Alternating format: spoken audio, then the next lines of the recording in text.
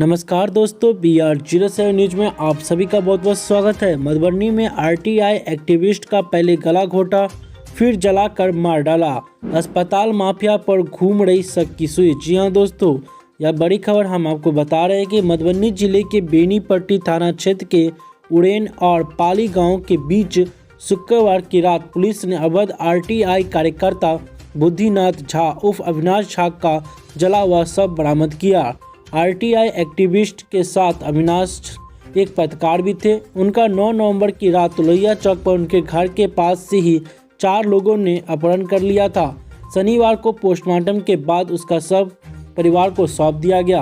वहीं आपको बता दें कि अस्पताल माफिया पर आरोप लगाया गया है।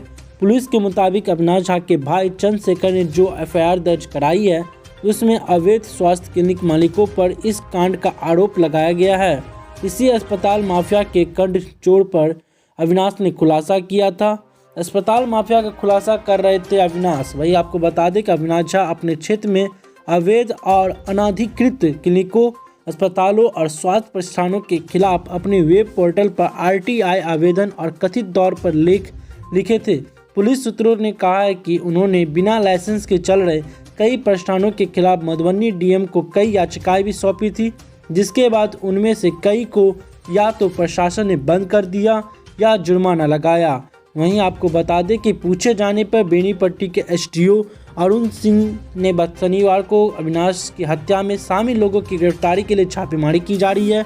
मधुबनी में एक पुलिस अधिकारी ने कहा कि अविनाश झा की गला घोटकर हत्या की गई है। पोस्टमार्टम में इसका खुलासा हुआ।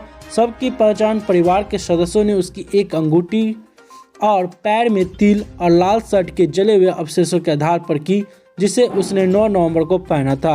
वहीं आपको बता दें कि 2 लोगों को पुलिस ने हिरासत में लिया है।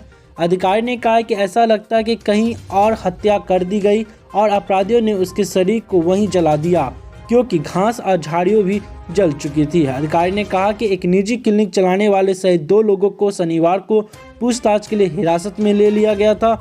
अधिकारी के मुताबिक प्रथम दृश्य में हमें संदेह है कि झा की हत्या उनकी RTI गतिविधियों के कारण की गई थी, जिसके परिणाम स्वरूप बेनीपट्टी में कई निजी क्लिनिक के खिलाफ कार्रवाई की गई थी। तो दोस्तों, अब देखने वाली बात होती है कब तक अविनाश झा को न्याय मिलती है।